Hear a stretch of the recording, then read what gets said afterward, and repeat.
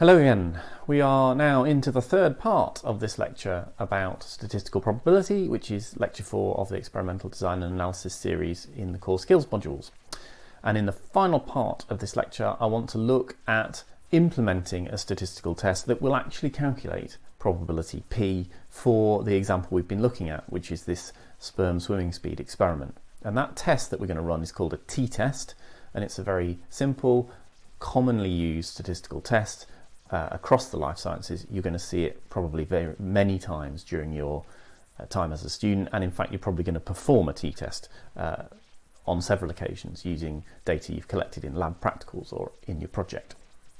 So the question is, are the two samples that we've collected from the same population, or in fact are they from two different underlying populations representing, in our case, the control and the treated mice? In other words, is the treatment effective? Is it actually changing the biology of the mice?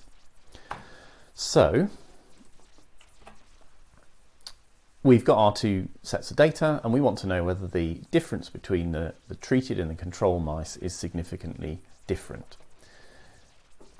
At this point, we have to think about what assumptions we can make about the underlying data, because only if we can assume that the data follow a normal distribution with all of the mathematical properties of the normal distribution can we go ahead with a t-test, because a t-test is a parametric statistical test and it assumes that we have continuous normally distributed data. So in that sense it's very typical of a parametric test. I mentioned this before, this distinction between parametric tests which make lots of assumptions and non-parametric tests which make few assumptions. So we're going to assume that the underlying data, this is the sperm swimming data for the mouse population, follows a normal distribution, a bell curve. And if it does that, we can make use of the mathematical properties of the bell curve to calculate a p-value, a probability of the difference that we've observed under the null hypothesis. That's what a t-test does. So in order to be able to perform the t-test, we need to measure the estimated properties of the normal distribution for the two samples that we've collected, which means we're going to need the means and we're going to need some measure of the spread or the variation or the variance in the two samples we've got. And we're going to take that information, the two means and the two variances, and we're going to put them together to calculate a test statistic called t. And that test statistic t has known mathematical properties because they can be derived from the underlying normal distributions, which then allows us to calculate a p-value. So the equation for t, what we're going to do is calculate t from the data we've got, from the means and the variances. And it looks a bit unpleasant like this, but you don't need to memorize this or even necessarily really to understand what's in it. And in fact, actually life gets a lot easier if we just assume that the sample sizes of the two groups we're comparing, in our case the control mice and the treated mice, are the same. So I'm going to look at the t equation for sample sizes which are the same.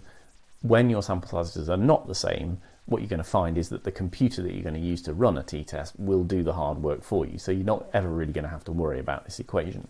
Anyway, when the sample sizes are the same, it looks slightly less daunting, this t equation. And I want to walk you through it. I'm not going to do this for all the stats tests we look at, but I'm going to do it here for the t-test because it helps explain the kind of concept of a statistical test. Remember, what we're trying to do is trying to go from data to a p-value. We've observed something. How likely is that under the null hypothesis? What is the p-value?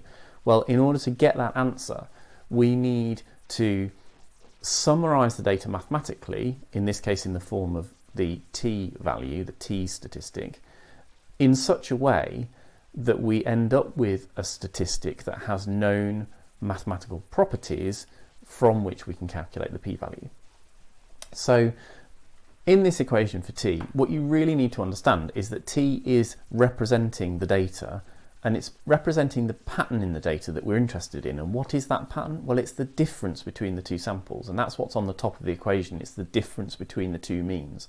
So we take the mean of the first sample, the treated mice, the mean of the control mice, we compare the two, and that lies at the heart of the calculation of t.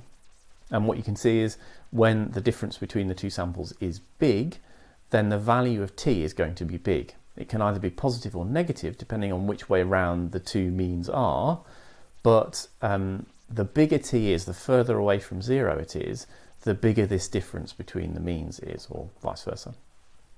So a big difference between the means is going to give rise to a big value of t. And then what we're going to do is we're going to say, well, big values of t are rather unlikely. How unlikely? The answer is p. Okay. Oh yeah, so just to point out then, yeah, the negative value of t just means that whatever we've called the second sample, x bar 2, the second mean, is bigger than the first mean, because if you do small number minus a big number, you get a negative number overall, and that will feed through into a negative value of t. And that's basically down to you as the experimenter which way round you define the two groups, 1 and 2. And so whenever you're trying to interpret a t statistic and you see that it's negative or positive, you have to think, well, it's going to be negative if whatever I've called the second group is bigger than the first group. What else is in this equation? Well, on the bottom of the equation, there are two really important things we need to worry about. One is the variance. So s squared, if you remember back to earlier lectures, that measures the amount of variability in the two samples. We've got two variances, one for each sample. So the t statistic is dependent not only on how different the means are, but on how variable the data are within each of the groups. And when the variance is big, when there's a lot of noise, a lot of measurement error, or other reasons why, in our case, sperm vary, which have nothing to do with the difference between the two treatments, background noise, the more of that there is, the smaller the t-value is going to be. Because this is on the bottom of a fraction, we've got the variances on the bottom of a fraction, so big value is going to lead to a number over a big value. A number over a big value is a small value of t. So big variance, small t, which makes intuitive sense. If t is our measure of how much of an effect there is in this experiment, how big a pattern there is, then the more noise there is in the system, the less confident we're going to be that the pattern we've seen is unlikely to have arisen by chance. And the final thing that's in there is the sample size n. And so the sample size is actually on the bottom of a fraction on the bottom of a fraction, 1 over n at the bottom of this fraction. So the bigger the sample size, the bigger the value of t is going to be. So that means as sample size increases, the sort of t value, which is emblematic of the pattern that we've spotted, is going to get bigger. So if we've got, for a given difference between the means, the more data we've got, the less likely that difference is to have arisen by chance, which is going to be reflected in a big value of t, as you'll see in a minute. Okay, so let's just look at this graphically. Forget the equation for a time being. The equation is not really important here. It's the concepts in the equation I want you to get your head around. And this is really typical of when we calculate a test statistic, the test statistic is designed to describe the pattern. The pattern we're interested in is the difference between the means. When there's a big difference, we're going to have a big T, because the T is saying, yeah, big pattern that's not likely to have arisen by chance. But that's also true when the variance is small, and it's also true when we've got a large sample size. So if we take the example top left here are two samples where the means are very clearly separated. In other words, there's a big difference between the means, and the variance, the degree of spread in each of these two distributions, is small. So we've got small variance, big difference. In other words, the t-value is big.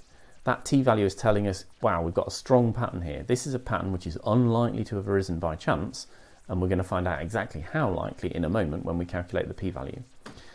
By contrast, if we have a small difference between the means, even if there's still relatively small variance in each of the two samples, we're going to see a reduction in the size of t, because this pattern is much less obvious. It seems much more likely to have arisen by chance, because there's a bit of spread in each of the two samples, so we know that mice vary at random.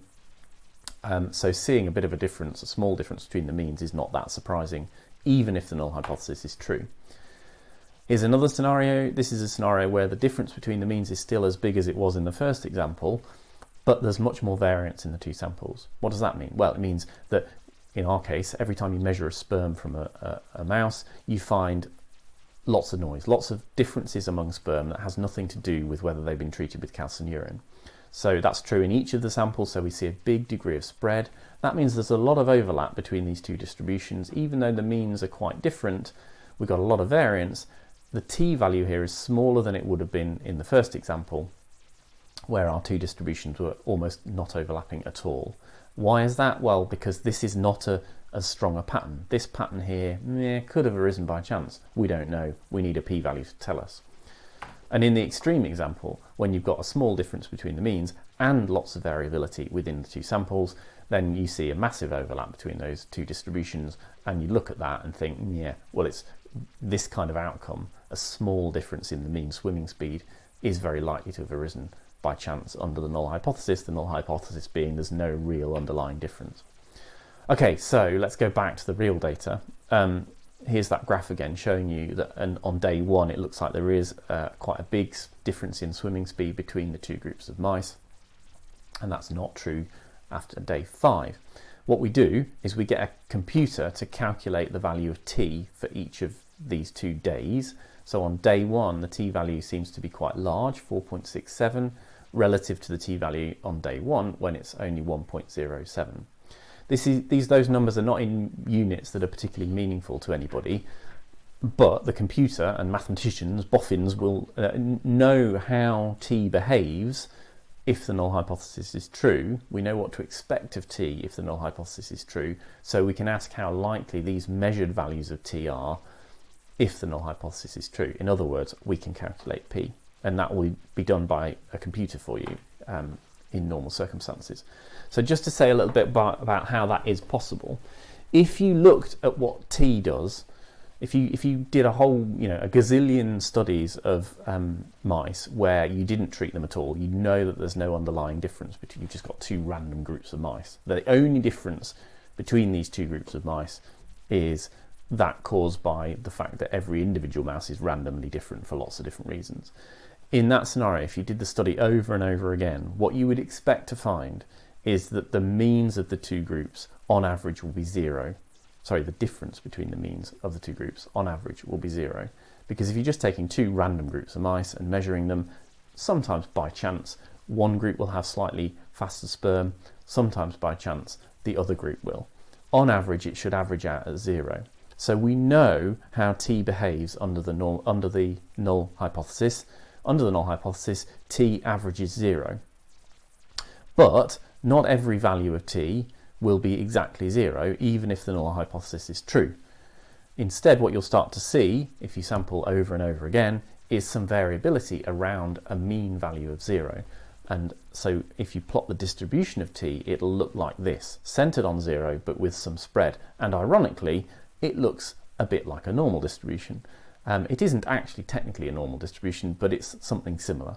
So the behavior of t values under the null hypothesis has a known mathematical shape. And if that's true, then using the same logic that we used when I showed you the very first example of how to calculate a p-value, when we looked at just one single sperm measured just one sperm swimming speed, we can use the same principle here. We can take a single value of t that we've observed in the real world and say, well, how likely is that given this predicted distribution which is expected under the null hypothesis? If our measured value of t is close to 0, well, that's going to be very likely under the null hypothesis. If our measured value of t is very large and negative or very large and positive, representing a large difference between the means in the samples that we've compared, that's going to be unlikely under the null hypothesis. We're going to get a small p-value. So we can apply the principles that I talked about before. We can look to see if the observed value of t falls outside the central 95% of this distribution, in which case the p-value will be less than 0.05. So an extremely small or extremely large value of t will give us a p-value of less than 0.05. And that's what the computer normally will do for you. It will calculate exactly what p is, whether it falls inside or outside of this 5% zone, and in fact it will give it a precise number to tell you what the chances of observing a particular value of t are under the null hypothesis. Interestingly, in the old days, we used to have to use tables to calculate p-values. So the powerful enough computers didn't exist to do the computation, and so at the back of stats books you will find tables of critical values of t, and these still exist in the back of textbooks, and I would not normally even show them to you, because why bother when there's a computer to do the work for you. But I just want to mention the possibility now because it actually, if you look at, and I think I make the biology students look at this once in the workbook mini practicals that they're doing. If you look at a table of critical values, it can help remind you what a p-value is and how statistical tests work. So if we just look at this, this is a screenshot, I mean a scan of a table in the back of the recommended textbook for this course, in fact.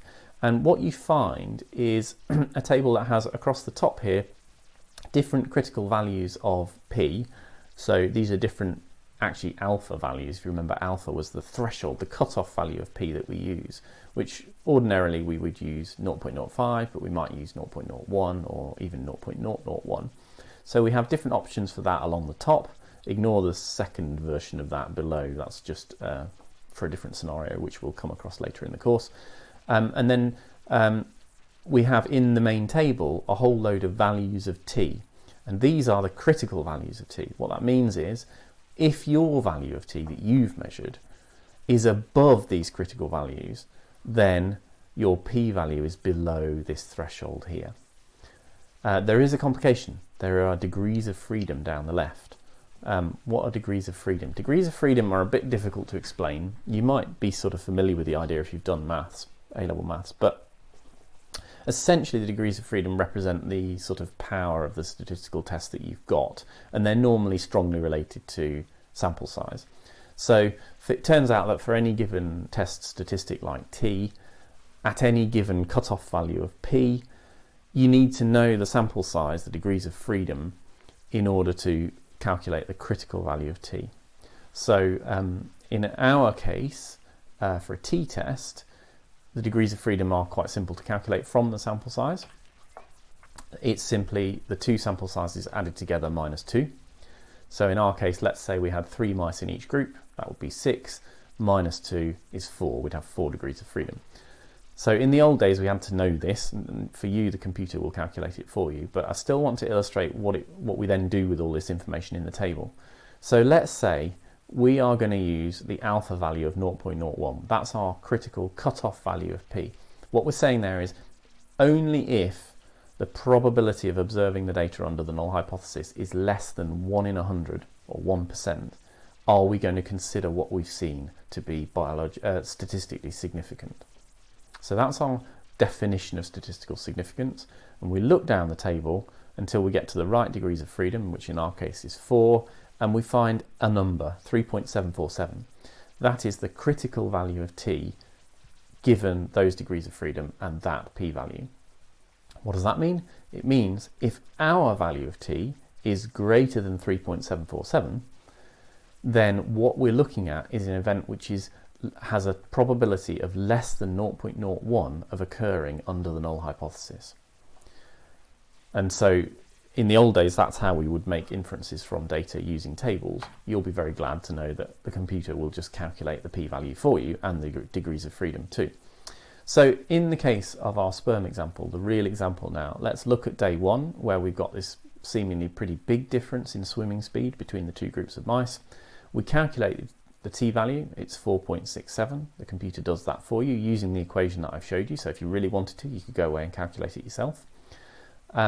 And then, because we know that the t distribution has particular behaviour mathematically under the null hypothesis, from that distribution we can calculate an exact p-value.